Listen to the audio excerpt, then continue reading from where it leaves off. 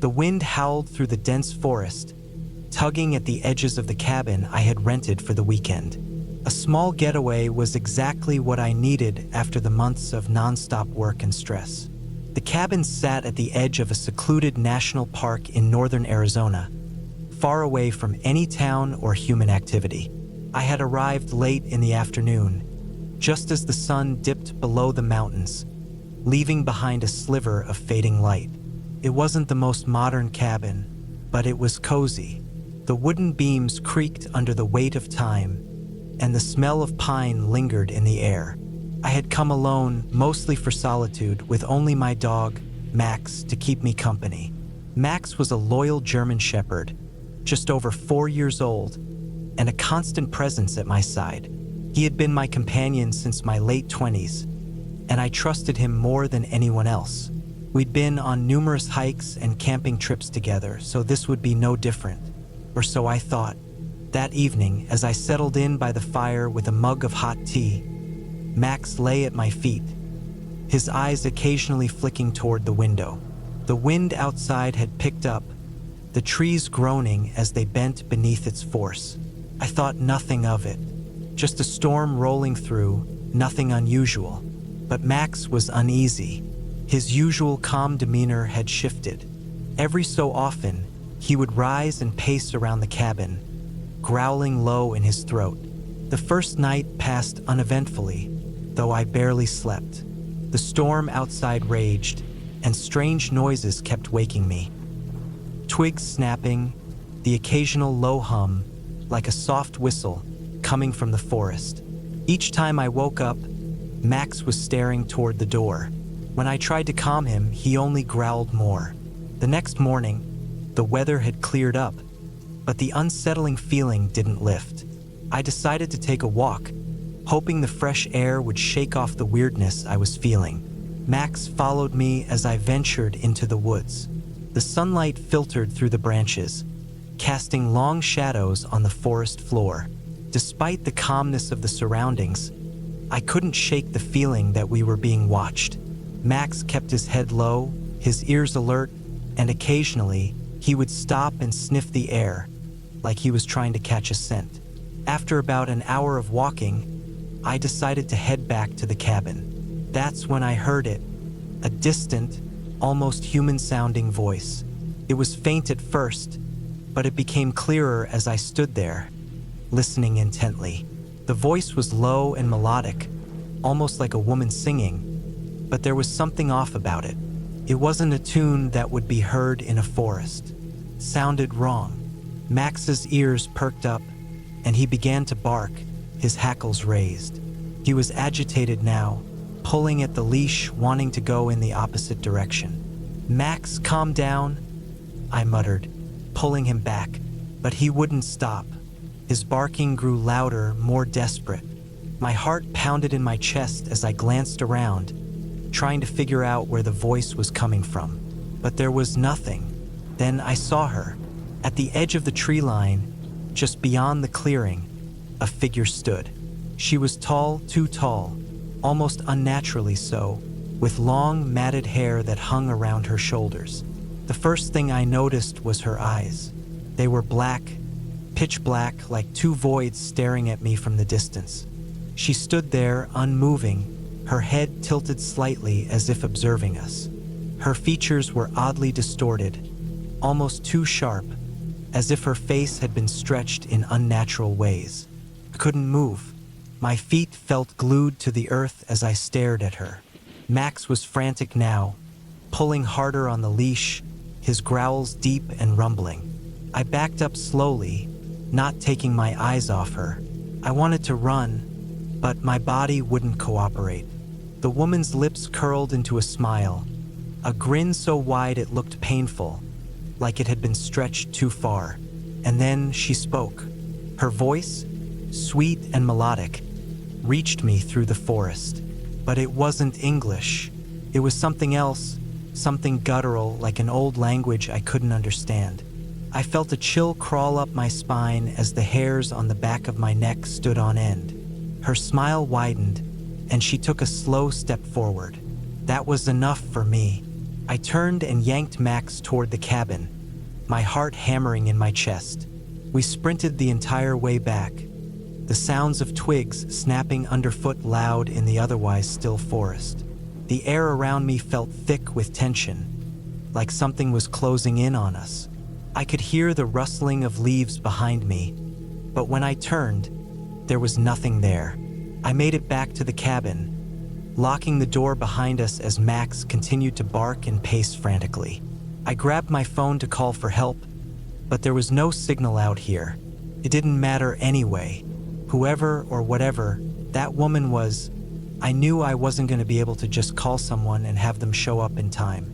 The rest of the day was a blur. I stayed inside, keeping the curtains closed and trying to keep calm, but the sounds outside didn't stop. The voice kept calling, always just out of earshot, like it was whispering from the edges of my perception. And every now and then, I would hear the faint sound of footsteps, too quiet to be real, but just loud enough to make my skin crawl. That night, the atmosphere in the cabin was suffocating. I kept the lights low, the fire crackling in the hearth. Max lay beside me, but he wouldn't stop watching the door. His eyes were wide, unblinking, and every so often, he would let out a soft whine. It was then that I heard the scratching sound. At first, I thought it was the wind again, but then it came again, louder this time, scratching at the door. I was frozen in place, my mind racing. It sounded like nails on wood, like something was trying to get in. I had heard of stories, legends really, about skinwalkers, shapeshifters that could mimic human voices and take on the appearance of animals or people. But I didn't believe in that kind of thing. Not until now.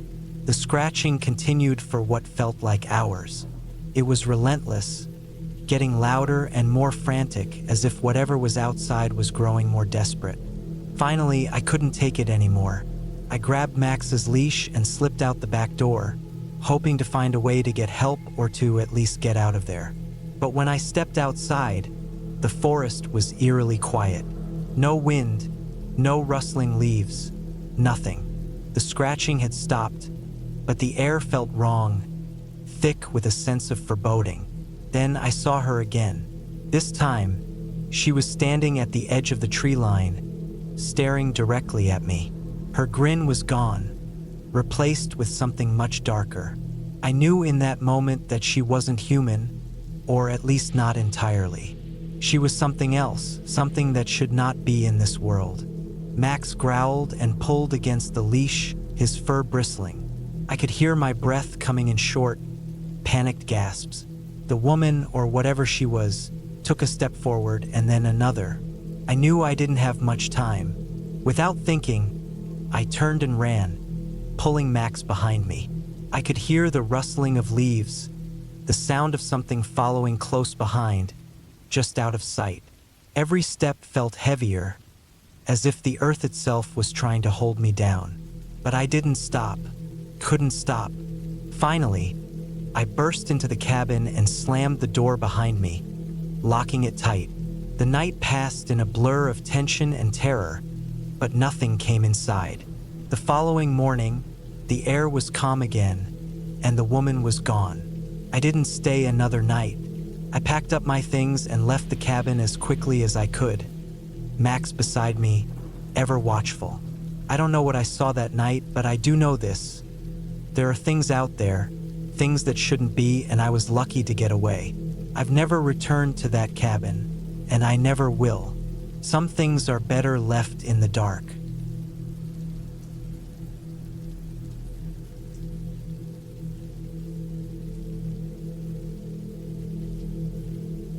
It was the kind of place that made you question your own sanity. An old, abandoned cabin at the edge of a forgotten forest. I didn't know why I had decided to spend the night there.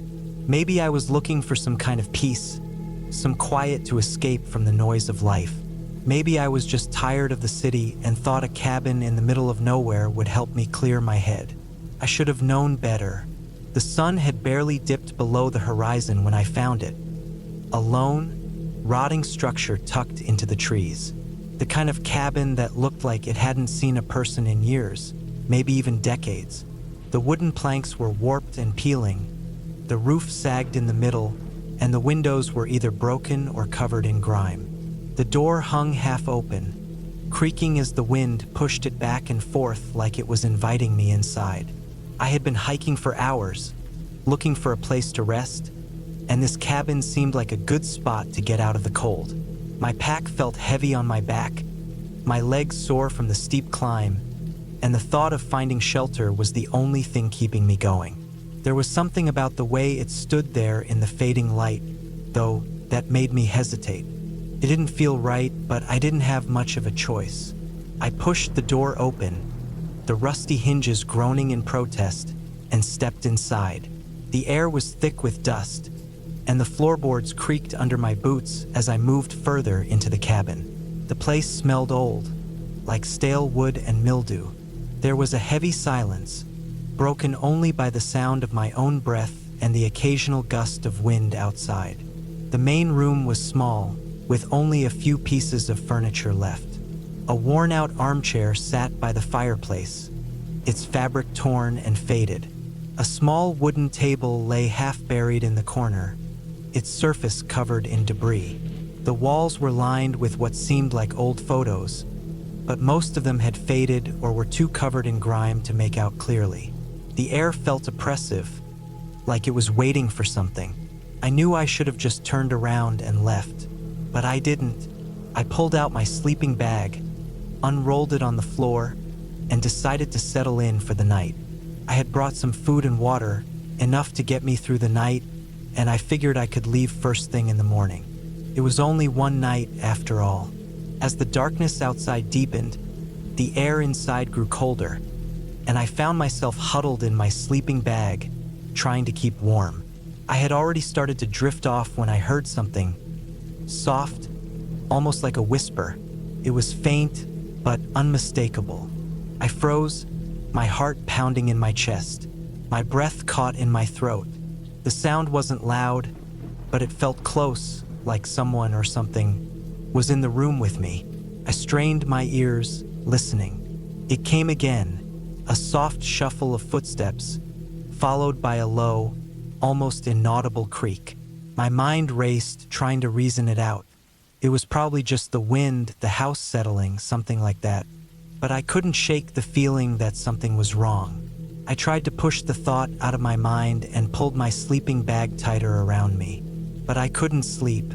Every small noise seemed amplified in the silence of the cabin. The longer I stayed there, the more the place felt alive, like the walls were watching me. The temperature dropped even further, and I felt a shiver crawl up my spine. Then I heard it again. Footsteps, not outside but inside. Slow, deliberate, like someone was walking around, trying to be quiet. My pulse quickened. There was no one else here. I hadn't seen another soul all day, and I would have heard anyone approaching from a mile away. The forest around the cabin was dense, and the path I'd come in on wasn't exactly easy to find. I bolted upright, grabbing the flashlight from my bag. My hands were trembling as I turned it on, the beam cutting through the thick darkness. I scanned the room quickly, heart racing, but there was no one. Nothing but the old, rotting furniture and the thick shadows clinging to the corners. The cabin felt colder than before. My breath was visible in the air now, swirling in the flashlight's beam. I felt a deep unease settle in my chest. My gut told me something was wrong, but I couldn't bring myself to leave. My feet wouldn't move. I stood there, frozen, listening. Then I heard it again, this time louder, closer. A door creaked open somewhere in the cabin. I swung the flashlight toward the source of the sound. The beam landed on the hallway that led to the back of the cabin, where I hadn't dared to go yet.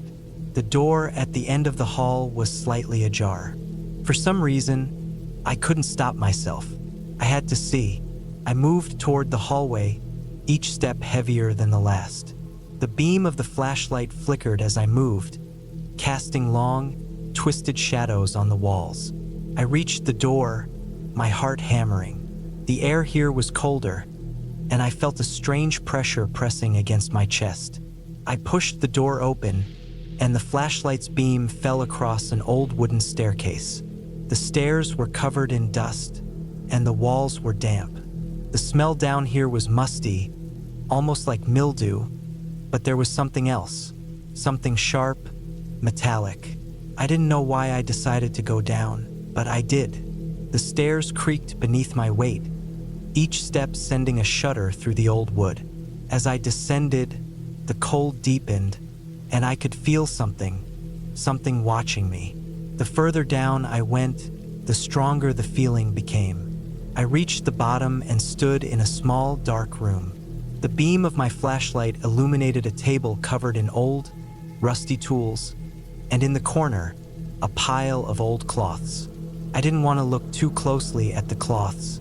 I could already feel the hairs on the back of my neck standing up, but I couldn't help it. I stepped closer, and as I did, I noticed the faint outline of something beneath the fabric. I reached down, hands shaking, and pulled the cloth away. It wasn't what I expected. There, in the corner of the room, was a large metal chest. It was old, rusted, and locked. Something about it felt off, like it was meant to be hidden. My curiosity gnawed at me. I had to know what was inside. I reached into my bag for a small crowbar I'd brought with me, something I carried for emergencies. With trembling hands, I pried open the chest. Inside, there was nothing but a pile of old clothes, stained and torn. But beneath the clothes was something else, something that didn't belong. A small, leather-bound book. I picked it up carefully, turning it over in my hands.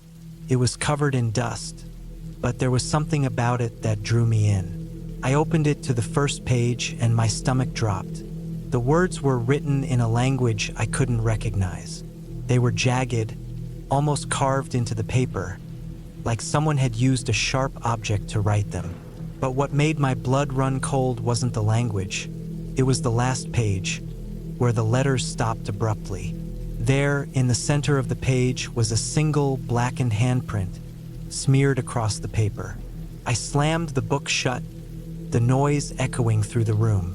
My heart was pounding in my chest. I turned and ran up the stairs, not looking back, not daring to.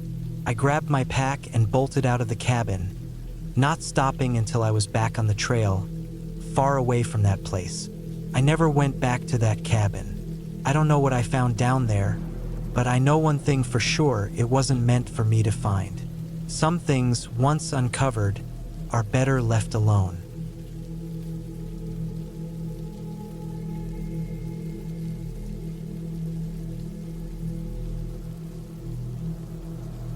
It had been one of those spontaneous decisions.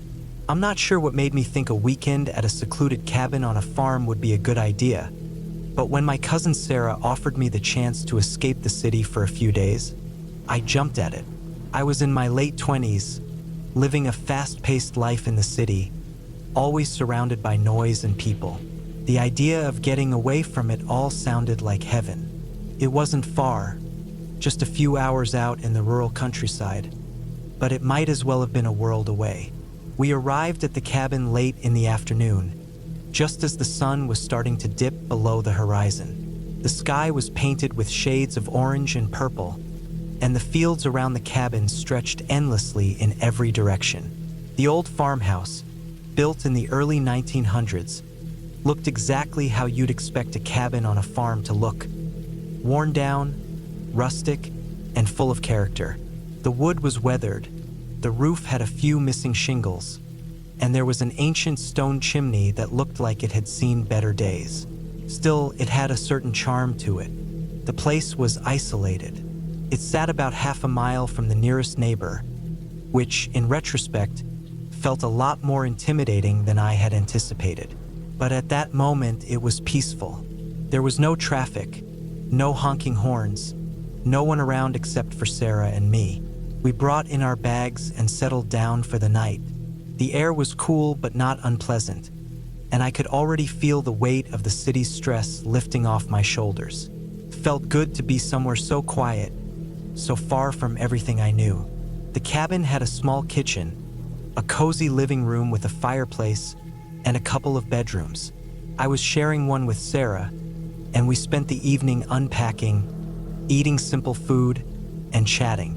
By the time the sun had fully set, the only light outside came from the stars and the faint glow of the farmhouse's porch light. Inside, we sat around the fire, sipping on some wine, enjoying the warmth, and reminiscing about old family memories. The cabin creaked and groaned with the sounds of the night, but that didn't bother me. It was just an old house. It had its quirks, nothing to be afraid of. Around midnight, Sarah and I decided to turn in. The silence was so thick, it felt almost oppressive. There was no hum of traffic, no sirens in the distance, just pure, absolute quiet. I climbed into bed, the crisp sheets feeling strange against my skin. I tried to get comfortable, but the stillness outside had a way of making my thoughts drift to odd places. That's when I heard it, a thud, faint but unmistakable. It came from outside, like something heavy had been dropped onto the ground. It was followed by a dragging sound, something scraping along the dirt. I wasn't sure if I had imagined it at first. It could have been an animal, maybe a deer or some other wild creature wandering through. But then it happened again, closer this time. A slow, dragging noise, as if something was being pulled across the earth. I froze. My heart started to race. I listened intently, straining my ears to hear anything that might explain what was going on. The noise seemed to circle the house, moving from one side to the other. It was like whatever it was, it knew the house's layout. I turned to Sarah, but she was fast asleep, her breathing steady and deep. I didn't want to wake her, so I pulled the covers tighter around me and tried to calm down. But the more I tried to ignore it, the louder the dragging sound became. It wasn't random. It was deliberate, and it was getting closer. It sounded like something, or someone, was right outside the window. I could almost hear the faintest shuffle of footsteps over the dry grass, a soft crunch of dirt underfoot. I didn't want to move, didn't want to make a sound, but fear had its grip on me, and I couldn't lie still any longer. I slowly crept out of bed, trying to be as quiet as possible. My bare feet touched the cold wooden floor, and I winced, the chill sending shivers up my spine. I moved to the window, parted the curtains, and peered outside. Nothing. The moonlight illuminated the empty field in front of the cabin, the grass swaying gently in the breeze. There was no sign of movement, no figure, nothing to explain the noise. I let out a shaky breath, relieved but confused. I was about to pull away from the window when something caught my eye. Movement in the shadows. A silhouette, barely visible against the dark backdrop of the field. It was hard to make out at first, but there was definitely something there. It wasn't a deer or any wild animal I'd seen before. It was too human. My heart dropped. I stepped back quickly, trying not to make any sound.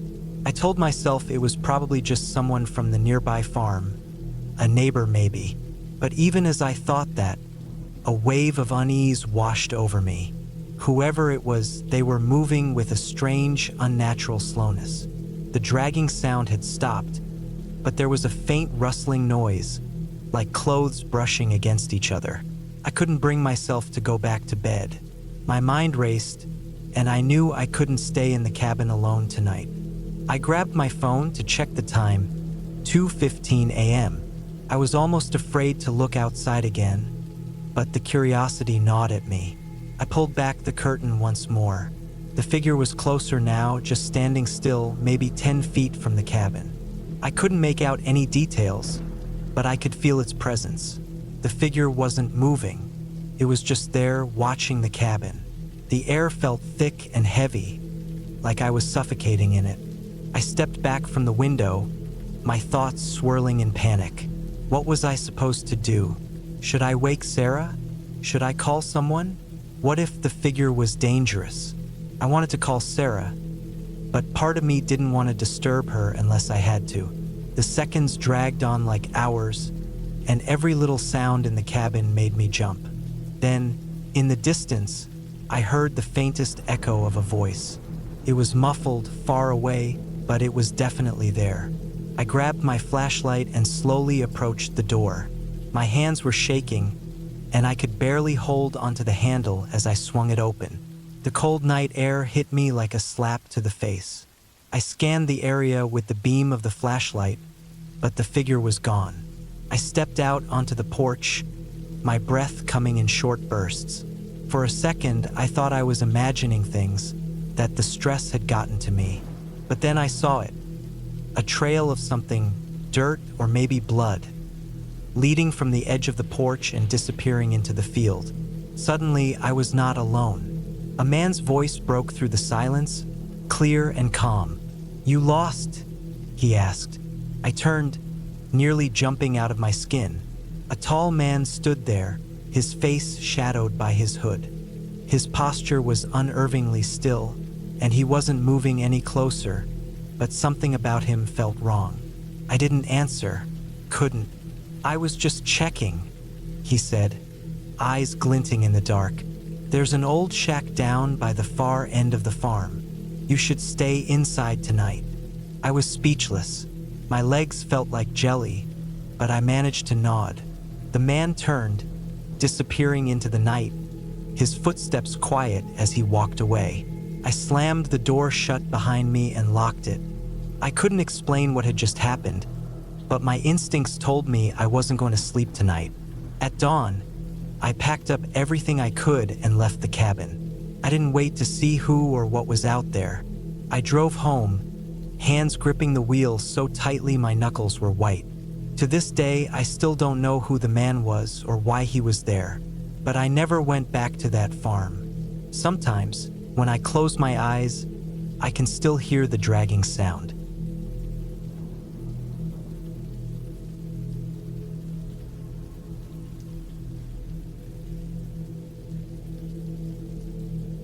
I had no idea what I was getting myself into when I agreed to go to that cabin. I thought it would be just another trip, a short escape from the city, a chance to clear my head after everything. But I was wrong, dead wrong. It was early October when I drove up the narrow, winding road that led to the cabin. The trees on either side were thick, their branches intertwining to form a canopy, blocking out most of the early morning light. The air was crisp, carrying that earthy smell of wet leaves and pine needles. I had taken a week off from work, hoping to get some peace and quiet after the chaos of the past few months. My ex-husband, Mark, had left me years ago, but I had to deal with his estate and some lingering financial mess he'd left behind. That's why I was here, in this secluded corner of the world, trying to tie up the loose ends of my life. The cabin wasn't much to look at from the outside. It was a small, weather-beaten structure, half-rotted wood, faded paint, and a roof that looked like it had seen better days. The place was supposed to be a getaway, but it felt more like a forgotten relic. Mark had always been the kind of guy who liked to get away from it all, even if it meant retreating into places that made you feel more isolated than relaxed.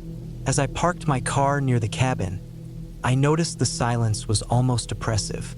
The only sounds were the distant rustling of leaves and the occasional bird call. The cabin sat on the edge of a small clearing, with nothing for miles around.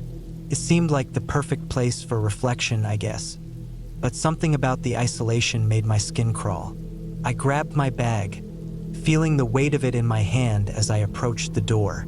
The wooden steps creaked under my weight as I made my way to the porch. The door wasn't locked, which was a strange detail I hadn't expected. It had that musty, old house smell when I stepped inside, dust and something else I couldn't quite place. The inside was dimly lit, even though it was still early in the day. The furniture was outdated, with floral-patterned cushions on the couch and an old, beaten-up armchair near the fireplace. There was a small kitchen area with an old stove, refrigerator, and sink. The whole place felt like it belonged in a time long before my own. I set my things down and wandered through the rooms, getting acquainted with my temporary home. There were 3 bedrooms, two of them small and sparsely furnished, and one larger room at the back. It looked like it was once a place where people had gathered, maybe for family dinners or evenings by the fire, but now it felt abandoned, like it had been forgotten for a long time. I had planned on staying for a few days, just enough time to clear my head. But something about the place made me uneasy. Maybe it was the memories of Mark, or the way the silence seemed to press down on me. I couldn't shake the feeling that I wasn't alone, even though I knew I was. That night, after a long, quiet day spent in solitude, I made myself dinner and settled in front of the fireplace. The flames crackled and popped, sending sparks up the chimney. I had just taken a sip of wine when I heard it, a faint sound, like a tapping. At first, I thought it was just the wind, the house settling, maybe even the sound of a branch scraping against the window. But as the tapping continued, I couldn't ignore it. I got up, feeling an unease crawl up my spine, and walked to the door. There was nothing outside, just the empty clearing and the dark woods beyond. I stood there for a moment, listening. The tapping stopped. I shook my head, telling myself it was nothing, just my imagination running wild. But as I turned to go back inside, I saw something that made my stomach drop. A figure was standing by the edge of the clearing, just beyond the tree line. I couldn't make out any details, just the outline of a person standing there in the dark. My heart started pounding as I squinted, trying to make sense of what I was seeing. But before I could move, the figure disappeared into the woods. I froze, not knowing what to do. My mind raced with possibilities, each one more unsettling than the last. Was it someone trying to mess with me? A trespasser? I didn't know who would be out here, this far off the beaten path, but I couldn't shake the feeling that something wasn't right. I spent the rest of the night locked inside, my mind playing tricks on me. The tapping returned, but now it was louder, more insistent, as if something or someone was trying to get in. I grabbed the flashlight from the kitchen drawer and went to the window, shining the light into the dark woods, but I saw nothing, just the endless expanse of trees and shadows. My heart was racing, and I had to fight to keep myself calm. I couldn't let myself get caught up in fear. I was here to get away, to find some peace. The next morning, I woke up with a sense of dread that hadn't been there the day before. The sun was up, but the atmosphere in the cabin felt heavier than it had before. I tried to shake off the unease and went outside to get some fresh air. The forest seemed even darker in the daylight, the shadows longer, as if the trees were closing in on me. I decided to go for a walk, hoping to clear my head and distract myself from the strange events of the previous night. As I wandered through the woods, I came across a small stream that I hadn't noticed before. It was peaceful, the water trickling over rocks, the sound soothing against the quiet of the forest. But then I saw something that made my stomach churn. A trail of footprints leading into the water. They were large, uneven, like someone had been walking through the stream. But the odd thing was, they were still fresh. I backed away slowly, my breath caught in my throat. I had no idea who could have made those tracks, but I knew I didn't want to find out. I turned and rushed back to the cabin, my mind spinning with panic. Who was out there? What were they doing? That evening, as the sun dipped below the horizon and the light faded from the sky, I felt it again, the sense that I wasn't alone. I went to the window, but this time I didn't see anyone. Instead, I saw a small, weathered notebook on the porch, lying near the door. It wasn't mine. The strange thing was, it looked like it had been placed there recently.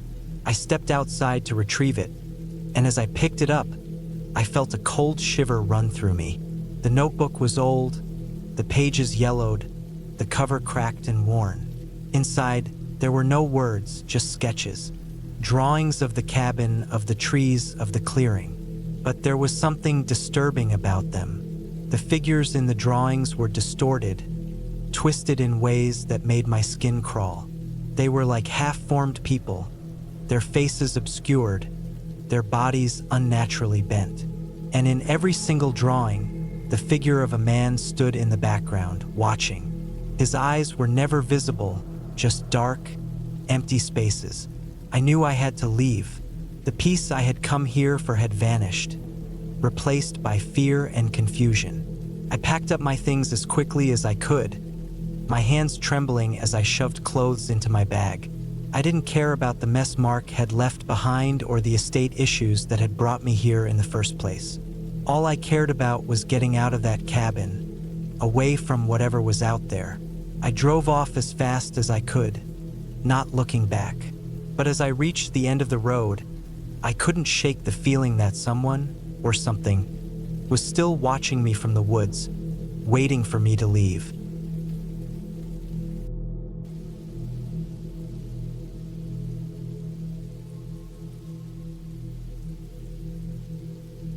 It was late October 2014. The air had started to turn cold, the kind of chill that crept in through your jacket and made you shiver even in the daytime.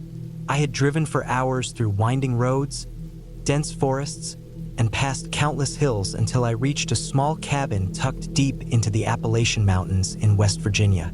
The cabin belonged to a distant uncle, a man I hadn't seen in years. His name was Peter, but everyone just called him Old Pete. He wasn't the kind of guy to chat much. In fact, he was a loner, living in the woods, cutting his own firewood, and keeping to himself. No one really knew much about him, but when he passed, he left me this place. I figured it would be a good chance to get away, do some writing, and clear my mind. The cabin was rustic, far more so than I had imagined. It was a single-story log cabin, with a small porch that creaked underfoot when I stepped out to get my bags. The wood had weathered over the years, and the roof looked like it had seen better days. The place felt like it had been sitting here, untouched, for decades, despite being well kept. There was something hauntingly quiet about it, like the kind of silence you get when you're in the middle of nowhere, far from the sound of civilization. I unpacked my things and threw a few logs into the fireplace. The small flame crackled to life, casting dancing shadows on the walls. Outside, the wind howled, pushing the trees to sway in strange, contorted ways, like they were reaching for something. I tried to ignore it and turned on the radio, but the signal was weak. The only thing I could pick up was static. So, I decided to make some dinner and relax. It was a simple meal, just pasta and some canned sauce, but I was already feeling the fatigue from the long drive. As I ate, I couldn't help but notice how the silence around the cabin felt heavier, more oppressive. It was as if the forest outside was watching, waiting. I told myself it was just my imagination. It had been a long drive after all. I finished eating and cleaned up the kitchen. The only sound now was the crackling fire and the occasional gust of wind hitting the side of the cabin. It was strange. The storm seemed to be getting worse. The rain came down in sheets, and the wind picked up, making the cabin shake. That's when I heard it, a soft thud on the roof. It was so subtle that I thought I might have imagined it. But then there was another, and then another. It was almost rhythmic, like something was walking on the roof. I froze. My heart skipped a beat. My mind raced, trying to come up with a logical explanation. Could have been a raccoon, maybe a stray deer, but the sound of footsteps on the roof, that felt different. I stood still, straining to hear through the pounding rain, but it was gone. The wind howled again, and for a moment, I convinced myself that it was just the storm playing tricks on me. I didn't feel like going outside to check. I knew better than to venture out in weather like this, especially not when it was dark and the woods were so dense. I decided to turn in early, hoping sleep would drown out the weirdness of the night. The bed was old, the kind with a firm mattress and wool blankets that smelled faintly of cedar. I tried to get comfortable, but every creak of the cabin, every gust of wind, made me more uneasy. Eventually, I drifted off, the crackling of the fire the only thing grounding me to reality. That's when the dreams started. I was standing outside the cabin in the pouring rain. The wind howled, and the trees were so close, they felt like they were pressing in on me. I looked up, and there on the roof was a figure. It wasn't human, or at least it didn't look like one. It was tall, too tall, and its body was hunched, almost like it was crouching. The figure didn't move, but I could feel its eyes on me. And then, in an instant, it dropped down from the roof with a thud so loud it shook the ground. I woke up with a start, my heart racing. The room was pitch dark now, the only light coming from the low embers in the fireplace. The storm outside had died down, but the feeling of unease hadn't. I tried to calm myself. It was just a dream, nothing more. I glanced at the clock on the wall, 3:17 a.m. That's when I heard it again. The unmistakable sound of footsteps, soft but deliberate, coming from the roof. The hair on the back of my neck stood up. My pulse quickened. This time I knew I wasn't imagining it. It was real. Someone or something was up there. I grabbed the flashlight from my bag, turned it on, and made my way to the front door. The wind had died down, but the night was still dark, the kind of oppressive blackness you only get when you're deep in the woods. I stepped out onto the porch, shining the flashlight upward. There was nothing, just the roof, covered in rainwater, and the faint outline of the trees around me. I almost turned back, almost, but then I saw something. A small trail of wet footprints led from the edge of the roof down the side of the cabin. My breath caught in my throat. The footprints were unmistakable. They weren't human.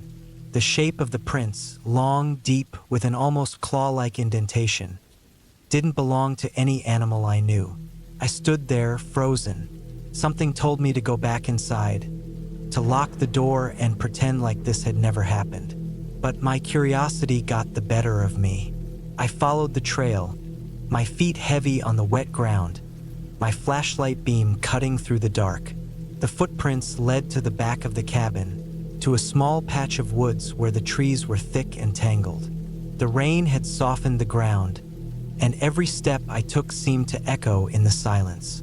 I was almost at the tree line when I heard something behind me, a soft rustling in the bushes. I whipped around, but there was nothing but the rain and the shadows. Then I heard it again, this time much closer. A low growl. My blood ran cold. I turned and ran back to the cabin, slamming the door behind me. I locked every bolt, every latch, and sank to the floor, panting. I wasn't sure what I had heard or what I had seen, but I knew one thing for sure. I wasn't alone. I stayed up the rest of the night, the silence inside the cabin now far more terrifying than anything outside. I kept the fire burning, occasionally glancing toward the windows, half expecting to see something moving in the darkness. By morning, the storm had passed, and the sun broke through the clouds. I cautiously stepped outside, surveying the ground. The footprints were gone, but there was something else. A faint smell in the air, something sharp, almost like wet earth and something metallic. My stomach churned as I realized what I was smelling. Blood. I quickly packed my things, determined to leave the cabin behind. As I drove away, my heart still racing, I couldn't shake the feeling that something had been watching me the whole time. I never went back to that cabin, and as far as I know, it still sits there, hidden in the Appalachian woods, waiting for someone else to discover it. But I'm sure of one thing. Whatever had been on that roof, whatever had left those tracks, wasn't human. And it wasn't the kind of thing you'd want to meet at night, alone, in a cabin deep in the woods.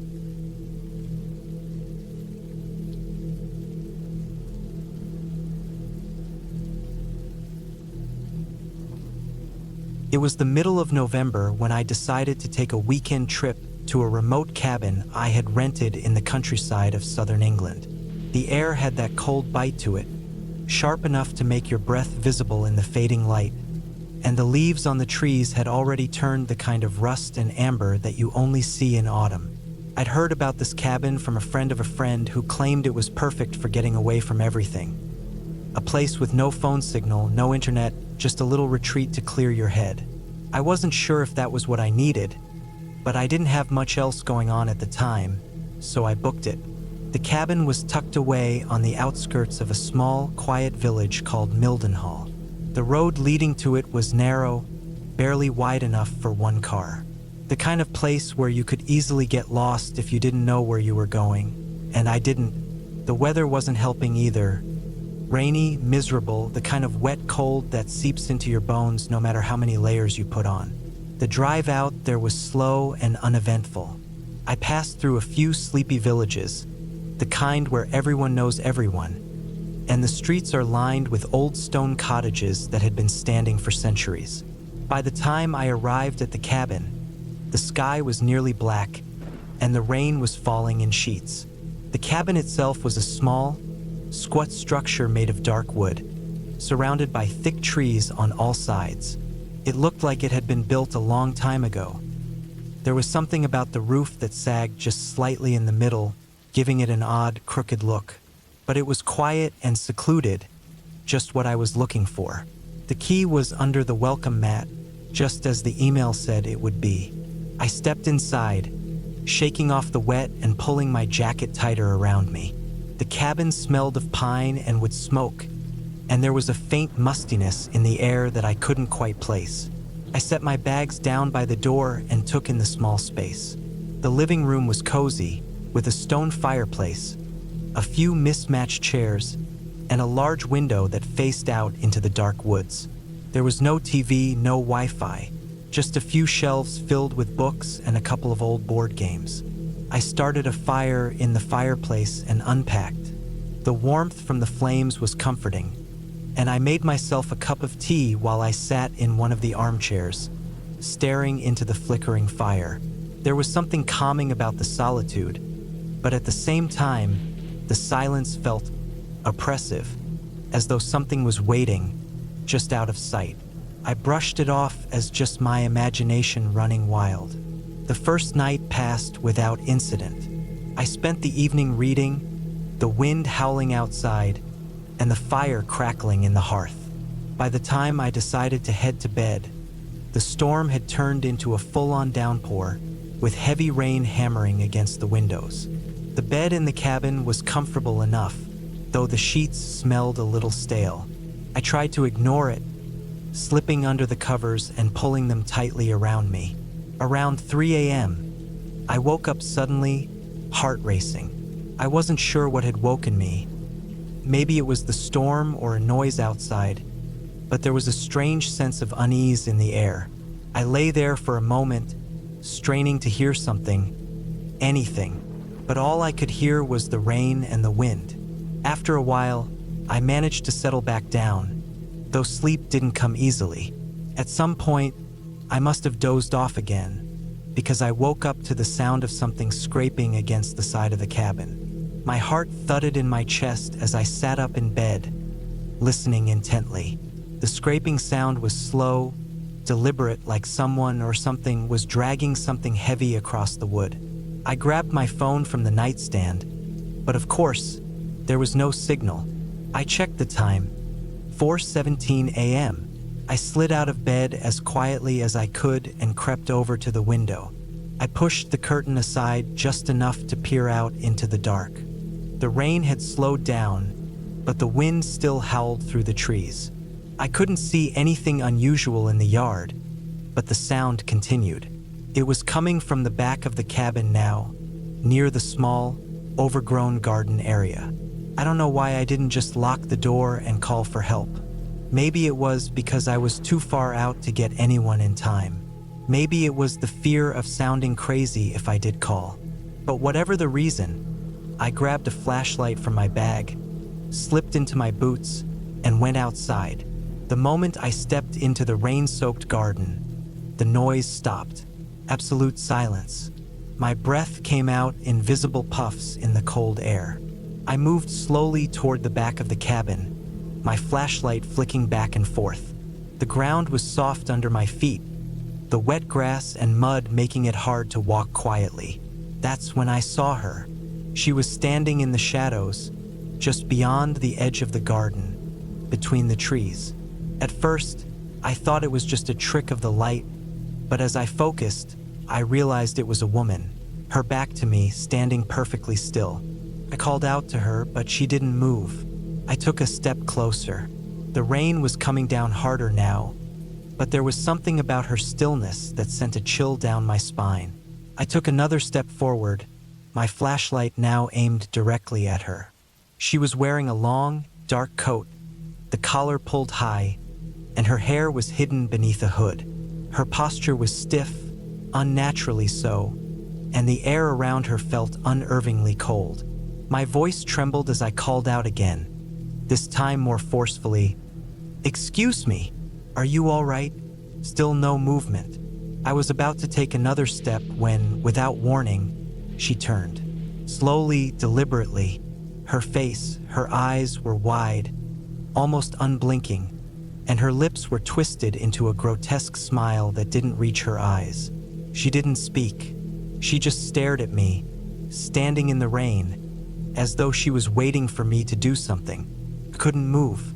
My feet felt like they were cemented to the ground. For a moment, I thought I might pass out. Then, without a word, she turned and walked into the woods, vanishing into the dark trees. I don't know how long I stood there, frozen. My mind was reeling, trying to process what I had just seen. It didn't make sense. It wasn't possible. I was in the middle of nowhere, and there was no way someone else was out here in the middle of a storm. But I couldn't deny it. I had seen her. I had seen her clearly. I rushed back to the cabin, locked the door, and barricaded the windows. I spent the rest of the night awake, listening for any sound, watching the shadows, but nothing else happened. The storm eventually died down, and by morning, the rain had stopped completely. I never saw her again, but I couldn't shake the feeling that I was being watched. The rest of my stay in the cabin was uneventful, though I kept expecting her to return. I packed my things early the next day and left without a second thought. The entire drive back to the city felt like a blur, and I haven't been back to Mildenhall since. I still don't know who she was, or why she was out there in the woods, but I know one thing. I'll never forget those eyes. The eyes of someone who wasn't just lost, but waiting.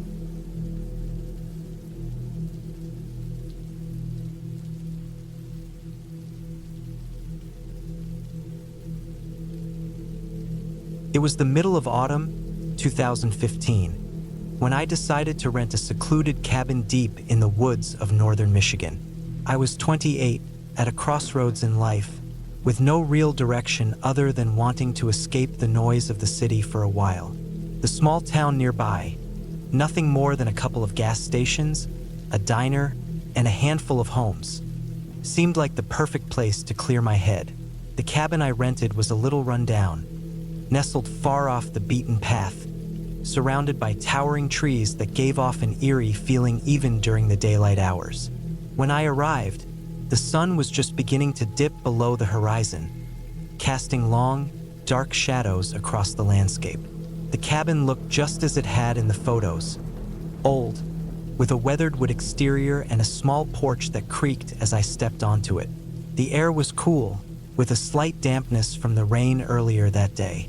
I could hear the rustling of the wind in the trees, the kind of sound that would be peaceful if you weren't completely alone in such an isolated place. There was something about it that set my nerves on edge, but I shrugged it off as just nerves about being in a new place.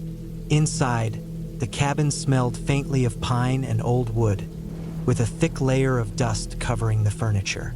I threw my bag down onto the couch, noticing the small, old fireplace that still looked like it worked, though I wasn't sure if it would be enough to warm the place up. The only light came from a couple of lamps that gave off a soft, yellowish glow. I didn't mind, it felt cozy enough for a night alone. I was used to solitude. I spent the evening unpacking, and after a quick dinner, I settled in front of the fireplace with a book. It was about 9:30 p.m. when I heard the first strange sound. It started as a soft knock, almost like someone tapping on the side of the cabin. My heart skipped a beat. I listened closely, wondering if I had imagined it. But then I heard it again, clearer this time. A single tap, followed by silence. It wasn't an animal, at least not any animal I knew of. I stood up, my mind racing. But there was nothing outside when I peeked through the cabin's small windows. The porch was empty, the trees beyond swaying slightly in the wind. I told myself it was just the house settling, maybe a branch brushing up against the wood. But still, I couldn't shake the feeling that something wasn't quite right. As the evening wore on, the unease grew. The noises continued. Scraping sounds along the wooden walls, faint whispers of something moving just out of sight. But each time I investigated, I found nothing. The wind, I thought, the trees, perhaps even an animal that was making a nest under the cabin. Yet, as I lay in bed later that night, the feeling of being watched lingered. The next day was no better. I went into town for a few supplies, trying to shake off the tension I'd felt the night before. The people at the small grocery store were friendly enough, though their smiles seemed a little forced, as if they were trying not to acknowledge something that didn't belong. I didn't think much of it at the time. I wasn't familiar with small-town life after all. But when I mentioned to the cashier that I was staying at the cabin a few miles out of town, her face went pale for just a split second. She quickly masked it with a polite smile, but it didn't escape my notice. "Is everything okay with the cabin?" I asked, trying to sound casual. "Oh, it's fine. Just a little quiet out there, that's all." She laughed awkwardly, then added, "Some people find the isolation a bit unsettling." I left it at that, thinking she was just making small talk. But the words stuck with me. That evening, I went back to the cabin, determined to enjoy the rest of my stay. I lit the fire again, made dinner, and tried to relax. But the sounds from the night before returned, this time louder and more insistent. Scratching at the walls, a thumping sound, as if something was pacing just outside the door. I couldn't take it anymore. I grabbed a flashlight and ventured outside, feeling a little foolish. The woods around the cabin were thick, the trees towering and dense. The beam of light barely cut through the darkness, and I had to squint just to make out shapes in the shadows. My dog, Cooper, a large German shepherd, was at my side.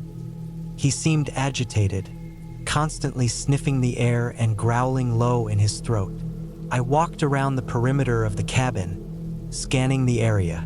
There was nothing, no sign of any animals or anything unusual, but I couldn't shake the feeling that something was out there, just beyond my sight. That's when I noticed the footprints. They were fresh, too fresh. Large, heavy prints leading from the woods to the cabin, and then back into the trees. My heart started racing. I followed them with the flashlight, my breath quick and shallow. The prints were deep, as though something or someone had been pacing back and forth for hours. I stood frozen for a moment, unsure what to do. Should I go back inside? Should I call the police? But the nearest station was over an hour away, and the thought of being alone out here for so long seemed worse than just facing whatever this was. I looked at Cooper. His ears were perked, his body tense, but he hadn't barked or growled. I thought he would be more protective, but instead he seemed afraid. It didn't make sense. Then I heard it, a rustling from the trees, a shadow moving just beyond the range of my flashlight. I swung the light toward it, but nothing was there. The footsteps started again, slow, deliberate, not from the woods, but from the direction of the cabin. My stomach dropped. I backed up slowly, my hand trembling as I held the flashlight. Suddenly, the door to the cabin slammed open, and I heard a voice, low and guttural, call out from inside. Cooper barked loudly, running toward the door. I didn't wait to see what was inside. I turned and bolted toward the truck, jumping in without looking back.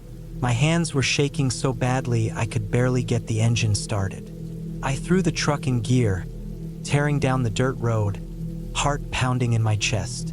As I drove away, I glanced in the rearview mirror. The cabin was now just a distant silhouette against the darkened sky. But in the reflection, I saw someone standing on the porch, watching me leave. The same figure that had been pacing outside. Tall, thin, with long, disheveled hair. But there was no time to think about it. I floored the accelerator and didn't look back. I didn't return to that cabin. I ended up staying in a nearby motel for the night, and the next morning, I packed up and left the area. I never spoke about the experience to anyone, not even the people in town. But as the years have gone by, I can't shake the feeling that something was there. Something was waiting, and whatever it wasn't human.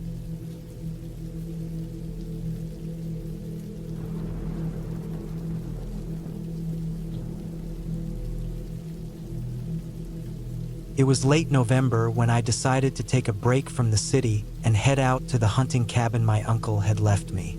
He'd passed away a few months earlier, and I hadn't been out there in years. The cabin was tucked deep in the woods in northern Michigan, a good 2-hour drive from the nearest town. It was one of those places where you went to escape everything, the noise, the traffic, the stress. Place to be alone, or so I thought. I hadn't intended to stay long. Just a couple of days, maybe. I packed some food, a couple of beers, and my rifle. It had been a while since I'd gone hunting, and I figured a few hours in the woods would clear my head. I'd spent plenty of weekends at the cabin growing up, mostly with my cousins, but this time I was alone. When I pulled up, the cabin looked the same. A small, 2-room structure with a wood stove inside and a rickety porch. The kind of place you'd imagine a hermit living in.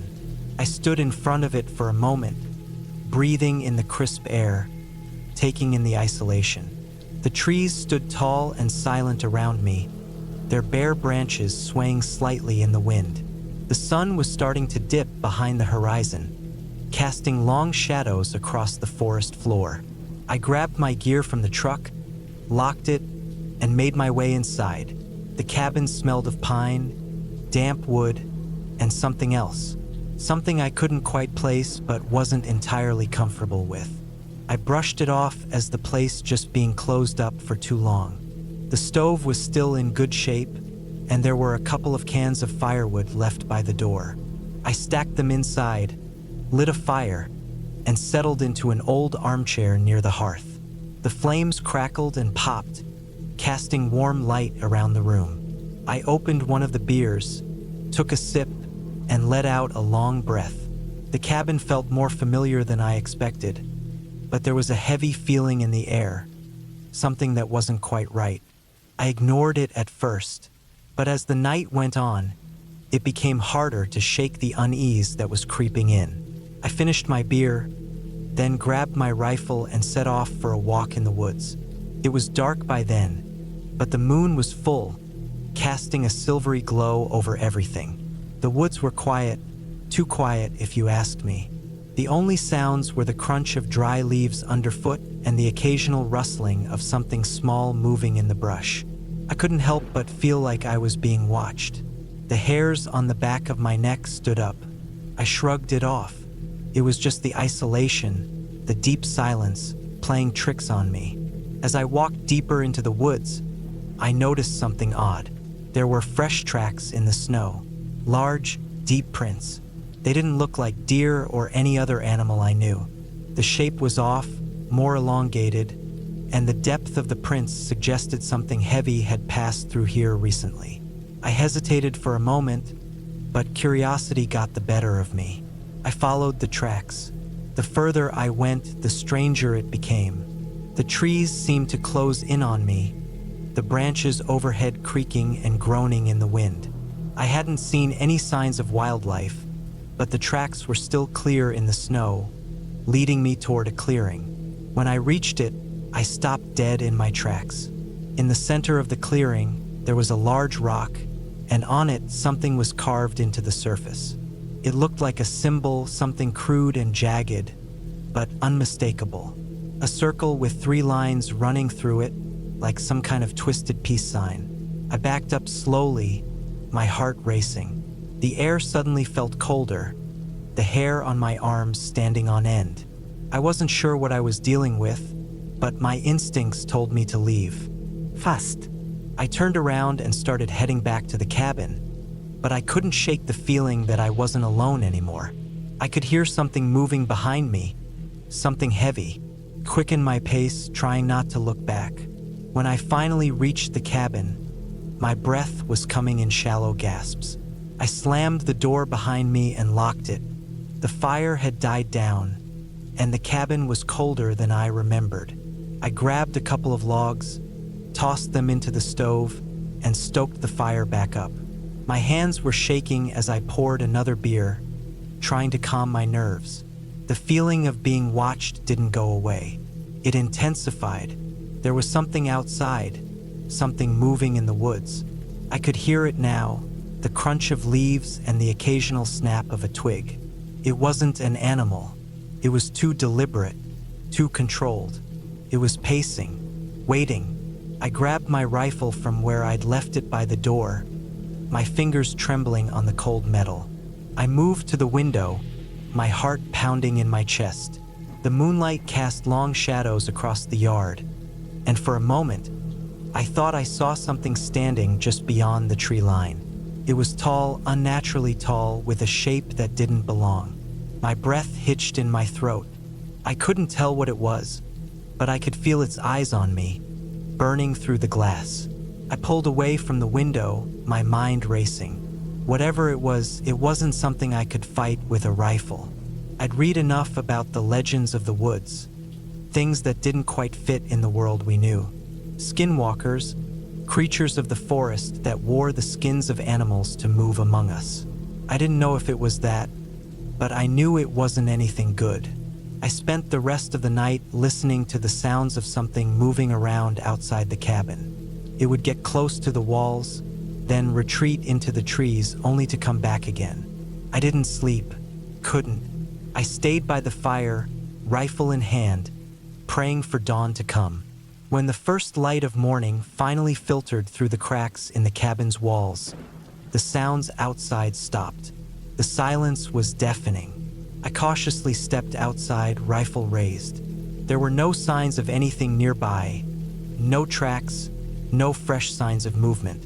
It was as if the whole night had been a dream, a nightmare I couldn't shake off. I spent the rest of the day packing up my things, unsure if I was overreacting or if something truly unnatural had happened.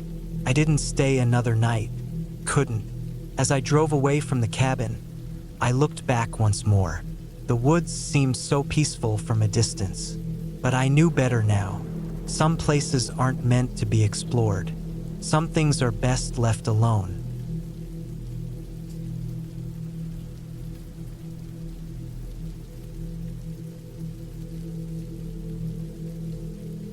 It was early October, the kind of chilly morning where the trees begin to show their first hints of gold. I had been working at the Beaver Creek National Park for just over 6 months now. I'd spent most of my life in the mountains, growing up hiking and camping, so the job of a park ranger felt like a natural fit. My name's Jacob, and I was 28 years old at the time. The cabin I was assigned to was tucked deep in the park, about a mile from the main trailhead, and I had grown used to the isolation. The cabin was small, old, but sturdy. It sat in a clearing surrounded by thick pine trees, with a view of a small creek that ran gently through the woods. It was an idyllic setting, the kind of place you would imagine being at peace with the world. But there was something about it, a feeling you couldn't shake, that had always made the hairs on the back of my neck stand up. Nothing outright scary, nothing you could point to, but something in the air. Maybe it was just the silence, or the way the wind sounded when it passed through the trees. On this particular morning, I had just finished my early rounds. The sun was still low, and the whole forest felt quiet, like it was holding its breath. I was making coffee in the small kitchenette of the cabin when I heard something from outside. A rustle, Then a sharp snap, like a twig breaking underfoot. I froze, listening. The wind wasn't strong enough to do that, and no one else was supposed to be out here this early. At least that's what I thought. The park was pretty empty at this time of year, and my job was mostly to keep an eye on things, make sure no hikers were lost, no illegal hunting, things like that. I grabbed my rifle from the rack by the door and stepped out onto the porch. The air was cold, and I could see my breath hanging in the morning light. Nothing seemed out of place at first glance. The forest stretched out in every direction, with just the faintest hint of movement from the treetops swaying. But as I scanned the area, my eyes caught something. A figure, just beyond the tree line, standing still, almost too still. The figure was tall, maybe 6 feet, wearing dark clothing that blended well with the shadows of the trees. I couldn't make out any details from this distance, but something in the way it stood, motionless, sent a chill down my spine. I blinked, and when I looked again, the figure was gone. My heart was pounding in my chest, but I told myself it was nothing, just an animal or someone passing through, maybe. But the feeling wouldn't leave me. I stood there for a few more moments, scanning the woods, but everything seemed to settle into normalcy again. The birds had started chirping again, and the wind rustled the branches above me. I went back inside and tried to shake off the uneasy feeling. I needed to focus on my duties. I grabbed my radio and checked in with dispatch. Everything seemed normal. Around noon, I went for my usual patrol along the trails. I knew these woods well by now, and it didn't take long to get used to the quiet. The sound of crunching leaves underfoot, the occasional bird call, the distant rustle of a squirrel or deer moving through the underbrush. The deeper I went into the forest, the more isolated it felt. No sign of other hikers, no vehicles, just the wilderness stretching on in every direction. I had just crossed the bridge over the creek when I noticed something unusual. A set of footprints, fresh and deep in the mud. They looked human, but they were far too large to be anyone's I knew. They were spread out, as if the person had been walking in a hurry, almost running. And the tracks led right off the trail and deeper into the woods. I hesitated for a moment. Part of me wanted to turn back and radio for help. But the other part, the part that had always loved the adventure of the woods, urged me to follow. Maybe someone was lost or in trouble. Maybe it wasn't too late to help. I followed the prints, staying as quiet as I could, moving carefully through the undergrowth. The trees around me grew thicker, the canopy above blocking out more of the sunlight. After a few minutes, I began to feel a strange sensation again, the same one I'd had earlier that morning. Like I wasn't alone, like something or someone was watching me. I kept moving, brushing aside branches and stepping over fallen logs, until the tracks stopped abruptly. It was strange. The prints just ended in a small clearing, right by a cluster of thick bushes. There was no sign of anyone, no trail leading off, nothing that could explain where the person had gone. I stood there trying to make sense of it when I heard it again. A snap, a twig breaking behind me. I spun around, but saw nothing. My pulse quickened. I couldn't shake the feeling that I was being followed. Then I heard it. Something moving through the underbrush, far off in the distance. Too far for an animal. It was too deliberate, too measured. I took a step back, scanning the trees, and that's when I saw it again. The figure, standing just on the edge of the trees, barely visible in the shadows. It was the same figure from earlier. Tall, dark, unmoving. I couldn't see its face, but the way it stood, just staring, made my stomach twist in knots. It wasn't a bear or some lost hiker. This wasn't normal. I didn't know what to do. I should have radioed for backup, but the silence of the woods felt suffocating, like I was in a vacuum, cut off from everything. I slowly reached for my rifle, but the figure didn't move. It just stood there, almost too still to be real. I started backing up, my eyes never leaving the figure. And just as I thought I'd make it back to the trail, I heard a voice, a sharp, clear voice that cut through the silence like a knife. "Stay where you are." I froze. The voice came from right behind me, but when I spun around, there was no one there. The air felt thick, as if the forest itself had become oppressive. My heart pounded in my chest. I didn't wait to figure out what was happening. I ran. My boots hit the ground hard, and the underbrush seemed to whip at me as I pushed through. I didn't look back until I reached the cabin. I slammed the door shut behind me and locked it, my breath coming in ragged gasps. My hands were shaking as I grabbed the radio. I needed help, but when I tried to make a call, the radio was dead. The signal was gone, completely cut off.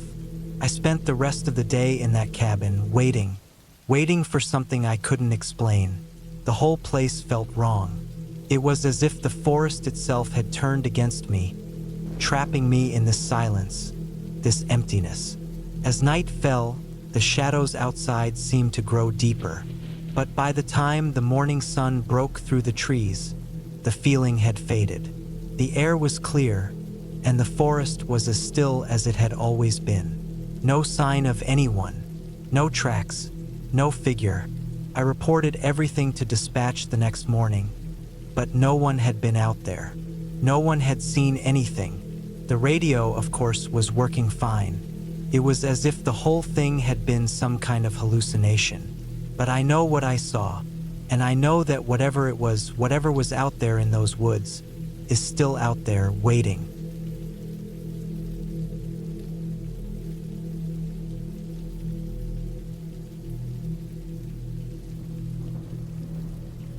I pulled up the narrow gravel path that wound its way through the woods, the car's headlights slicing through the darkness ahead of me. The engine sputtered and died just as the small, run-down cabin came into view. I sat there for a moment, the silence pressing in from all sides, before I turned the key and stepped out. It was an old, weather-beaten cabin, with wooden planks darkened by years of exposure to the elements. The air smelled faintly of damp earth, pine trees, and something else. Something that was too sharp to be natural. My breath came out in visible clouds as I grabbed my bag from the back seat and looked around. This was supposed to be a retreat, peace and quiet away from the hustle of the city. I'd been planning this trip for months, desperate for a break from everything, but something felt off. The cabin's isolation made me uneasy. It sat on the edge of a graveyard, a forgotten plot of land that the locals always avoided talking about. They'd warned me about the place, some casually, others with a hint of fear. It wasn't a huge graveyard, but the graves looked ancient, the stones worn down by time, many cracked and leaning awkwardly to the side. The last burial had been decades ago, or so I was told. Yet there was something about the cemetery, the way it seemed to sprawl unnaturally close to the cabin, that made me second-guess my decision. I'd been traveling for hours, and the thought of turning back seemed pointless now. Besides, I had already paid for the cabin, and it was too late to go anywhere else. So, I grabbed my stuff and walked up to the front door. The handle was cold to the touch, and the wood creaked under my weight as I pushed it open. The inside smelled musty, like an old attic, and the floorboards groaned beneath my boots. The furnishings were sparse, just a couch covered in faded upholstery, a small kitchen area with cracked tiles, and a rickety table near the window. It didn't take much to see this place hadn't seen a visitor in years. The dust on the windowsill had a fine layer of age to it, as though it hadn't been disturbed for decades. I set my bag down and explored the place, trying to ignore the uneasy feeling gnawing at the back of my mind. A half-burned fire pit sat in the middle of the small living room. The ash inside had long since gone cold, but the remnants of charred would hinted that at some point, someone had tried to make it home. I looked out the window, trying to shake off the chill creeping up my spine. The cemetery was just beyond the trees, a maze of leaning stones and overgrown ivy. It looked like it had been forgotten by the world, a place that time had swallowed whole. I decided to make a fire. It would be nice to warm up the cabin, get the smoke and the smell of damp wood out. I found some old logs by the door and began stacking them in the fire pit. After some time, I managed to get a fire going. The flickering light cast long shadows around the room, and the warmth felt comforting against the creeping cold. Night fully settled in, and the wind outside started to pick up. It howled through the trees, rustling the leaves and making the cabin's walls groan. My stomach growled, reminding me that I hadn't eaten since the morning. So I dug through my bag and found a can of soup. As I sat at the table, eating by the glow of the fire, I couldn't help but glance out the window every few moments, my gaze always drawn to the cemetery. The unease kept growing inside me. I couldn't shake the feeling that someone, or something, was watching me. The wind didn't help. Every time it howled, I swore I heard whispers carried on the gusts. But no matter how much I strained my ears, I couldn't make out what it was saying. I finished my meal, but the feeling of being watched lingered, gnawing at me. I couldn't stay here tonight, not with that feeling constantly creeping up my spine. I grabbed my jacket and stepped outside, wanting a breath of fresh air. The cold hit me immediately, but I didn't mind. It was better than staying inside, feeling like the walls were closing in. I walked to the edge of the graveyard, the moonlight casting long shadows over the stones. The cemetery had a strange air to it, old, forgotten, but somehow still alive. It felt wrong, the way the ground seemed to shift under my feet. I didn't want to step too close to the graves, but my curiosity got the better of me. As I walked through the rows of graves, my flashlight flickered. The beam of light shook in my hand as the hairs on the back of my neck stood up. Something was off. I had the strange sense that I wasn't alone, even though I couldn't see anyone. I turned the flashlight back on, only to see something strange, a shadow that didn't belong. It was a figure standing between two gravestones. For a moment, I thought my eyes were playing tricks on me. I blinked, but it didn't go away.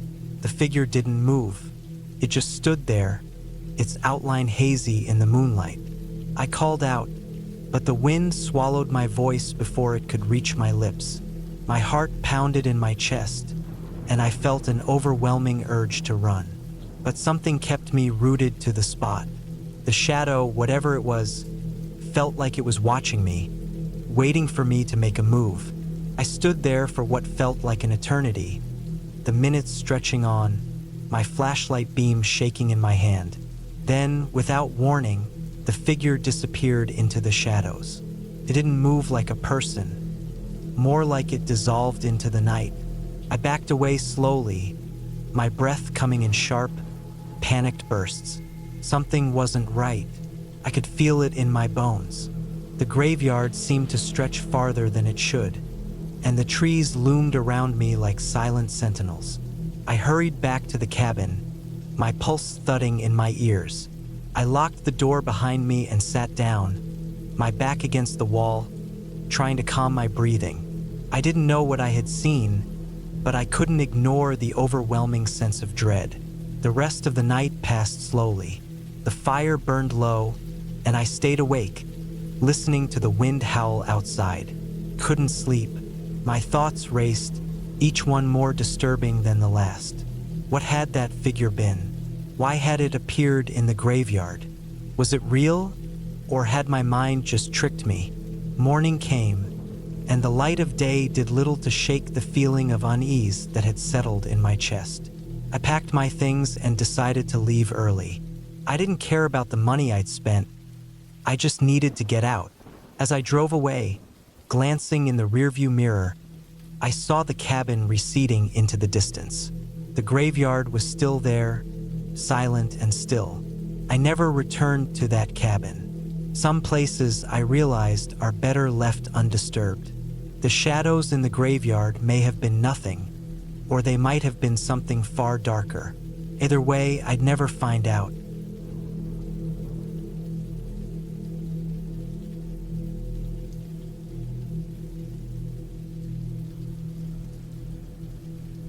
The rain was relentless that night, It started as a soft drizzle in the late afternoon, but by the time I pulled up to the cabin, it was coming down in sheets. I had spent the better part of the day driving along winding country roads, heading out to a remote piece of land I had recently inherited. It had been a while since I'd seen the place, and I was hoping a weekend away from the city would help me clear my head. The cabin wasn't much to look at: old, weathered wood with a few boards missing from the roof, a small porch barely big enough for a single chair, and broken shutters that seemed to be hanging on for dear life. It was located deep in the woods, far enough from civilization that cell service was practically non-existent. I had picked it for the peace, but tonight, with the storm raving, that very peace was turning into an eerie silence, almost suffocating.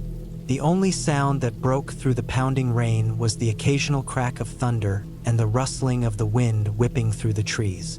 I made my way to the front door, which creaked as I turned the knob. The inside was dim, with the only light coming from a small lantern I had packed, and the musty scent of old wood filled the air. It felt abandoned, forgotten, even though I knew it had been lived in not that long ago. The living room was small, with a stone fireplace that looked like it hadn't been used in years. Dust covered most surfaces, but there was something about it, something almost comforting in its loneliness.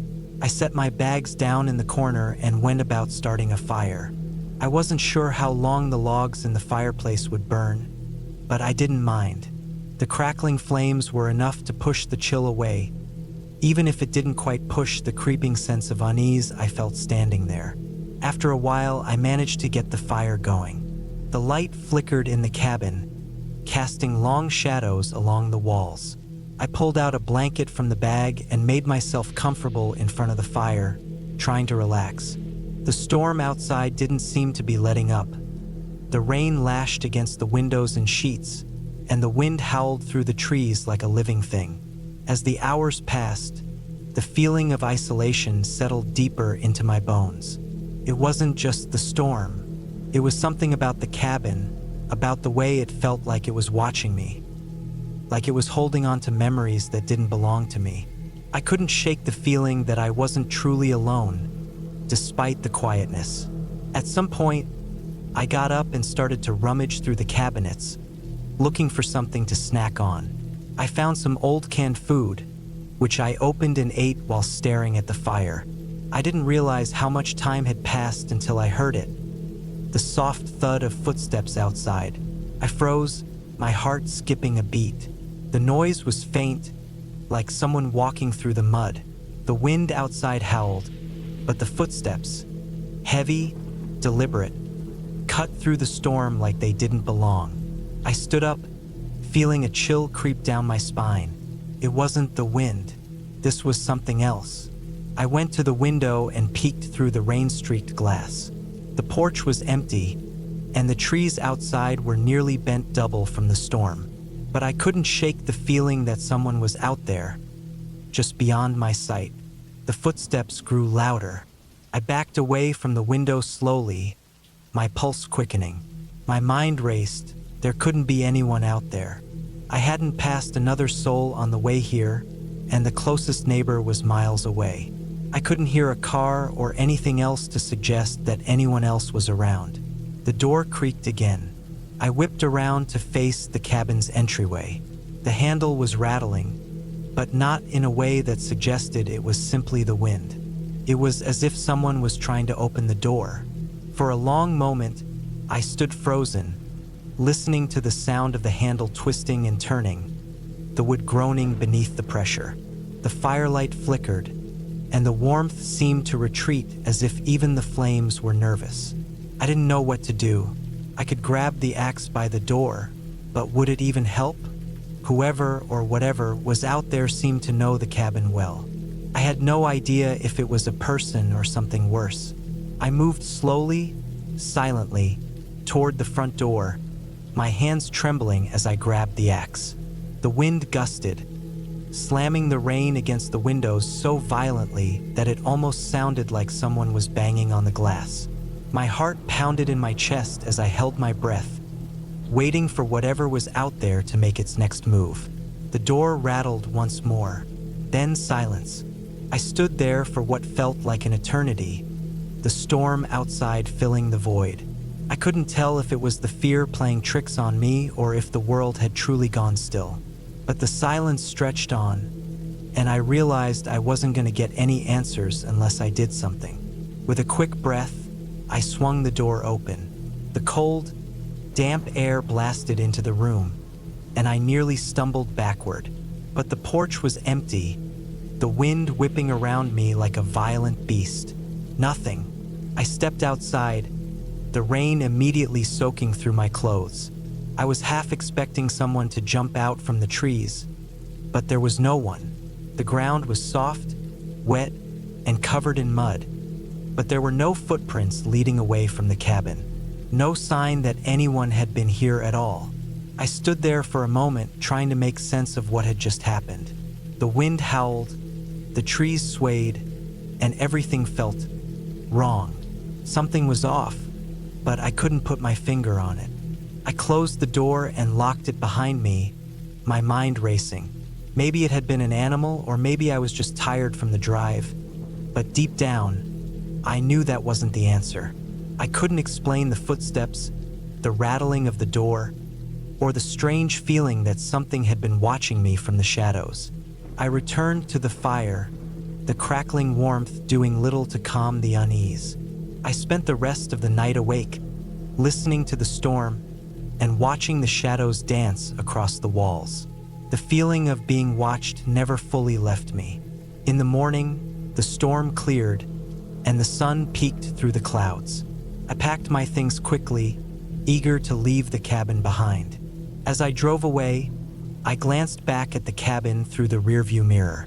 For a moment, I thought I saw someone standing in the window, watching me. But when I blinked, the window was empty. I didn't stop to investigate.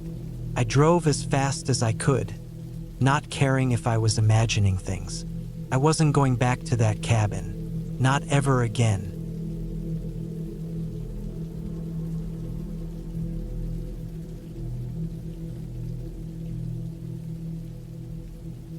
It was a late autumn evening when I decided to head up to the cabin. I had recently come across a small, rustic spot up in the mountains, tucked far enough from the nearest town to feel like an escape. My dog, Max, a scruffy mutt with a heart of gold, was my constant companion. He had been with me through a lot, and I figured this would be the perfect trip to clear my mind. The drive up was long and winding, the road slick with recent rain. Max sat quietly in the passenger seat, his head resting against the window, eyes scanning the ever-changing landscape. We passed fewer and fewer houses the further we drove, and by the time we reached the turnoff for the cabin, I had only seen a handful of cars. The isolation was one of the main reasons I was drawn to the place. No distractions, just the sound of nature and a place to breathe. The cabin itself wasn't much, just a small two-room structure with a porch that overlooked a dense forest. The walls were weathered wood, the windows fogged with time. But it was sturdy, and that's all I needed. I unloaded the car, taking a moment to appreciate the stillness that enveloped the area. Max trotted ahead of me, sniffing the ground as I carried in our bags. The air was crisp, and the scent of pine filled the space. Inside, I started a fire in the small wood stove, letting the crackling of the flames fill the silence. Max curled up on his bed in the corner, his tail twitching occasionally as he dozed off. I unpacked my things, setting up the small kitchen, but I couldn't shake the feeling that something was off. Maybe it was just the solitude or the long drive, but the cabin felt disconnected from the rest of the world. As night fell, I settled onto the couch, the fire casting flickering shadows against the walls. Max remained alert, his eyes fixed on the door. He wasn't growling, but there was a tension in his posture, a sort of unease I couldn't ignore. I tried to brush it off, thinking he was just adjusting to the unfamiliar surroundings, but the longer I sat there, the more I felt it too. The cabin was quiet, too quiet, Not even the usual sounds of animals stirring outside. It was as if the forest was holding its breath. Around midnight, I decided to go outside to stretch my legs. Max was already up, his ears pricked, following me closely as I stepped out onto the porch. The air had grown colder, and the wind had picked up, rustling the trees in the distance. The only sounds were the occasional creak of the cabin and the distant howl of wind through the branches. I walked to the edge of the porch, peering into the dark expanse of trees. That's when I heard it, a snap of a twig from deep in the woods. Max immediately froze, his body tense, hackles raised. He didn't bark, didn't make a sound, but his behavior was enough to make my stomach twist. Something wasn't right. I stood there, straining to hear anything else, but the silence returned, thick and suffocating. I turned to go back inside, but Max suddenly bolted, running towards the tree line with a speed I hadn't seen in him before. Panic surged in my chest as I called his name, but he didn't stop. My mind raced. Was he chasing something, or had something spooked him? I grabbed a flashlight and ran after him, my heart pounding in my ears. The cold hit me hard, but the adrenaline kept me going. The woods were dense here, and the ground was uneven. I tripped a few times, cursing under my breath, but I didn't stop. Max was nowhere in sight, but I could hear him, his frantic barks echoing in the distance. I called out again, my voice shaky now. "Max, come here." Another snap of a branch echoed, closer this time. My heart skipped. I froze, holding my breath. Whatever was out there was getting closer, and I couldn't tell if it was Max or something else. The hairs on the back of my neck stood on end as I slowly turned in a circle, the beam of my flashlight cutting through the dark. Then, from behind me, I heard a low, growling sound. It wasn't Max. The sound was deep, rumbling, like an animal far too large to be roaming the woods at this hour. The growl sent a chill down my spine, and I didn't need any more convincing. I turned and sprinted back toward the cabin, my mind racing. Max was waiting at the base of the porch, his eyes wide and wild, a low whine escaping him. He didn't come up the stairs to the porch, and that was when I knew something was wrong. I wasn't sure what it was, but I had a gut feeling that the woods were hiding something tonight, something that was just waiting for the right moment. I grabbed Max and yanked him inside, slamming the door behind us. The moment the door clicked shut, I leaned against it, gasping for air. Max, still panting, sat beside me, but he didn't calm down. He kept looking toward the windows, growling under his breath. I pulled the curtains closed, but it didn't seem to help. For hours, I stayed awake, the fire in the stove flickering out as the night wore on. The cabin was too quiet again, but this time it felt different, unnerving. Every creak of the wood, every sound from outside made my pulse race. Max eventually curled up in front of the fireplace, but he never stopped watching the door. By morning, the silence had finally broken. The wind had died down, and the light of dawn spilled across the forest floor, creating long shadows in the trees. The eerie feeling was still there, but now it was mixed with exhaustion. I hadn't slept a wink the entire night, and neither had Max. When the sun was fully up, I finally ventured outside again. Max followed close behind, his tail stiff and his body coiled like a spring. The woods around the cabin seemed normal at first glance, but I noticed something that hadn't been there before. A series of large footprints leading toward the tree line. They were too big to be from any animal I knew. They weren't quite human either, but something in between, wide, clawed marks in the soft earth. My heart skipped again, and I felt my stomach churn. I took Max back inside, locked the doors, and sat in the silence, trying to process what had happened. The next few days passed without incident, but I knew something had been out there. I don't know what it was, but the woods felt wrong now. Even with the bright sun shining outside, I couldn't shake the feeling that the cabin was no longer safe. I packed up my things and left. As I drove away, the feeling of being watched never left. Max, normally so relaxed in the car, stayed alert, his eyes darting around, as though keeping track of something just out of sight. The cabin stood in the distance, still and silent, but I could never forget the strange feeling that lingered in the air long after I left. I don't know what I encountered out there, but I never went back, and Max, well, he never quite trusted those woods again either.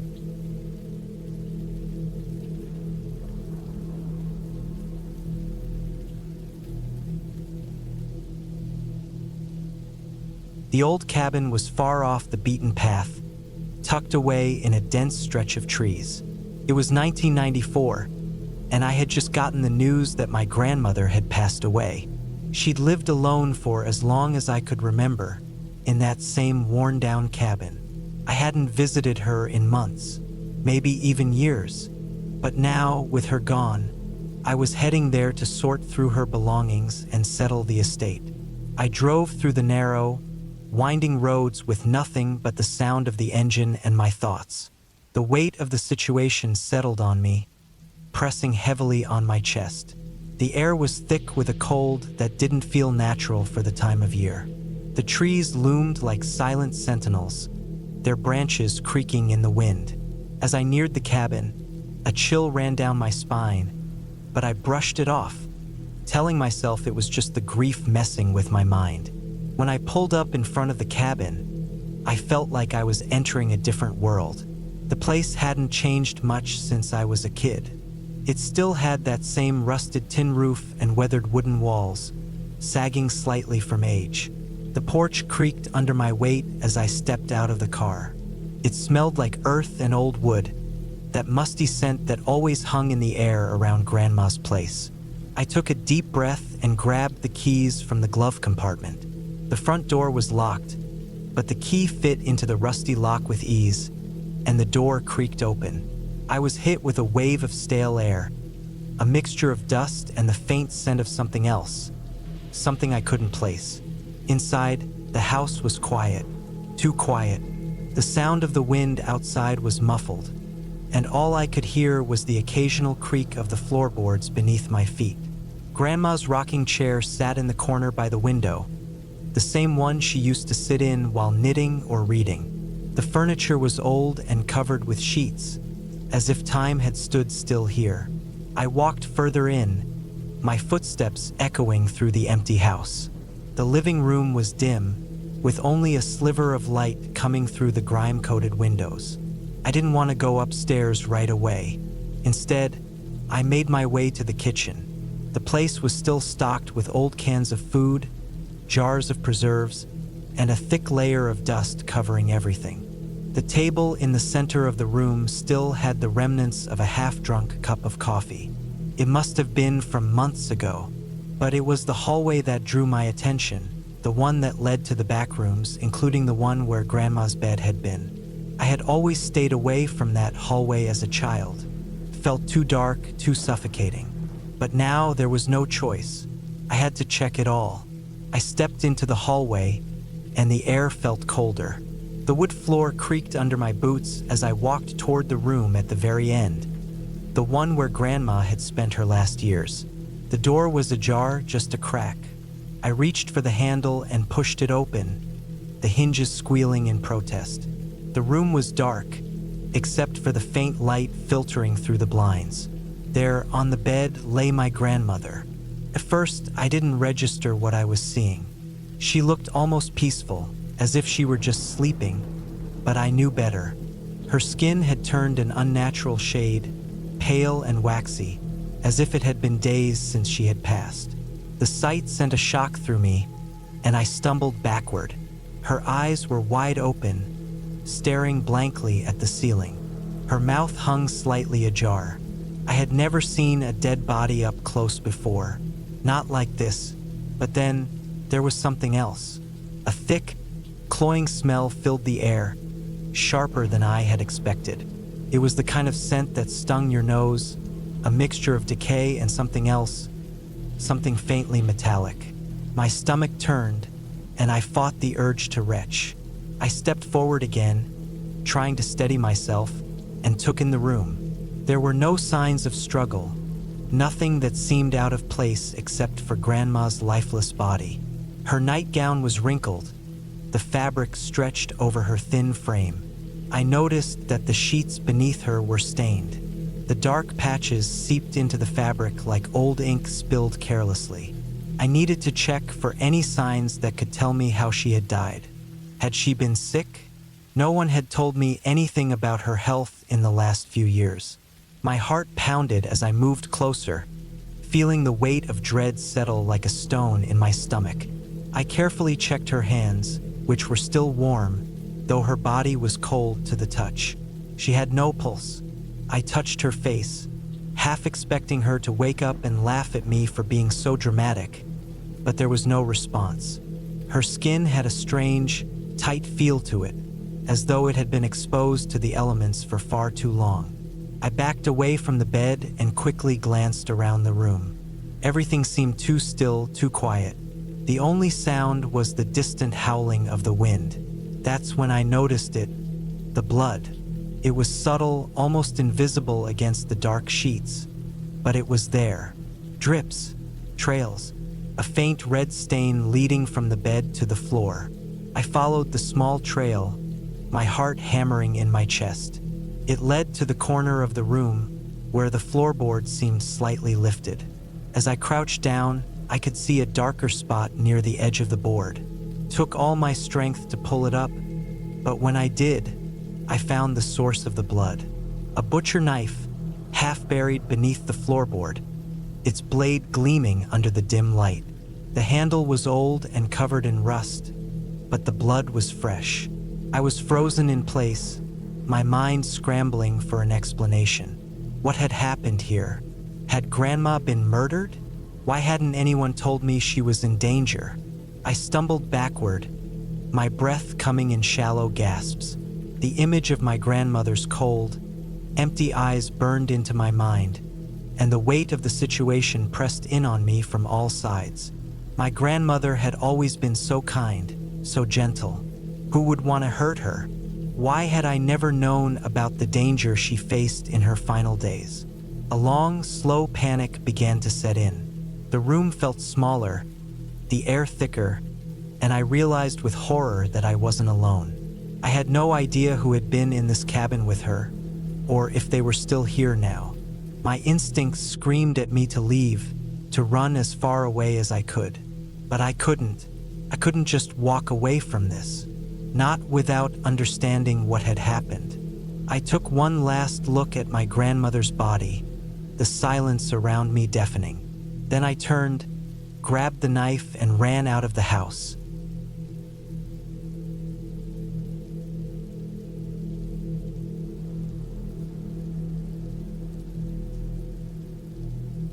I had never been one to shy away from solitude.